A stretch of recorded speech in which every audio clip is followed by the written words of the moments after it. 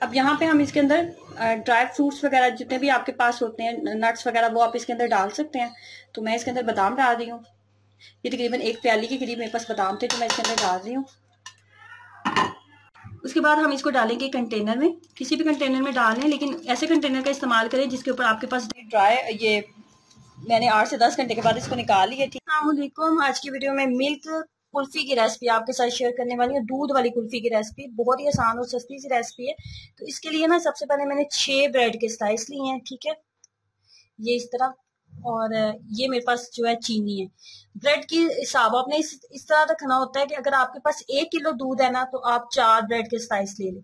ठीक है, और अगर आपके पास 1.5 किलो दूध है ना, तो आप फिर 6 ब्रेड के स्लाइस ले लें।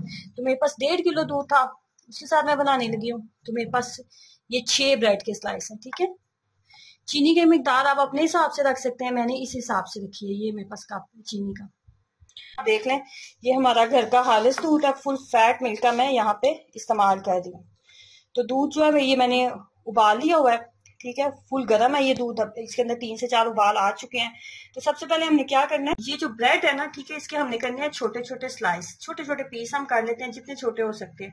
उसके बाद ना सिंपल हमने इसको ग्राइंड करना है और पाउडर फॉर्म में हमने बना लेना है। ग्राइंड होना शुरू हो गया। इतनी देर में ना हम चीनी डाल लेते हैं। पहले 1.5 किलो दूध के हिसाब से मैंने चीनी जो है इसके अंदर ऐड कर दी है। ठीक है,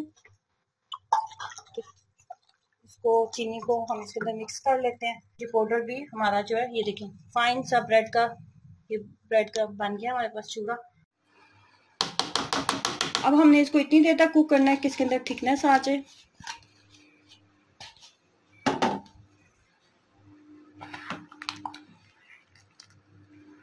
हमने पकाते रहना ना भुलना बेटे तो बिची बोलने लगती है ना। एक उबाल आने तक ना मुसलसल आपने चम्मच को चलाते रहना है। ये ऐसा करना इसलिए जरूरी है क्योंकि इसके अंदर लम्स वगैरह ना बने, गुठलियां वगैरह ना बने। इसको आपने डालते ही छोड़ नहीं देना, इस बात का आपने ख्याल रखना है कि जब तक इसके अंदर एक उबाल नहीं आ जाता आप मुसलसल चम्मच को चलाते जाएं।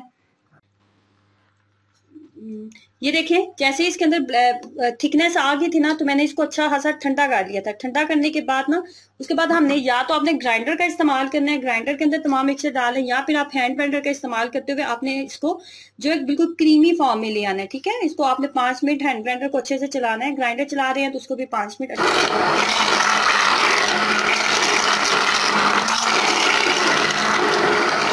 अब यहाँ पे हम इसके अंदर ड्राई फ्रूट्स वगैरह जितने भी आपके पास होते हैं, नट्स वगैरह, वो आप इसके अंदर डाल सकते हैं।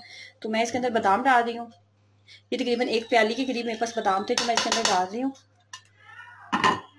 उसके बाद हम इसको डालेंगे कंटेनर में। किसी भी कंटेनर में डाल लें, लेकिन ऐसे कंटेनर का इस्तेमाल करें जिसके ऊपर आपके पास ढक्कन मौजूद हो। किलो अगर आपके पास दूध है ना, तो ये देखें, इस तरह का एक बाउल और इस तरह का एक बाउल आपका रेडी हो जाएगा। दोनों के ढक्कन मैं लगा देने लगी हूँ और इसको 8 से 10 घंटे के लिए हम फ्रीजर में रख देंगे। और 8 से 10 घंटे के बाद मैं आपको इसकी फाइनल लुक दिखाती हूँ। ड्राई, ये मैंने 8 से 10 घंटे के बाद इसको निकाल लिया। ठीक है, तो अब मैं आपको दिखाती हूँ। ये बहुत मजे की बनी थी।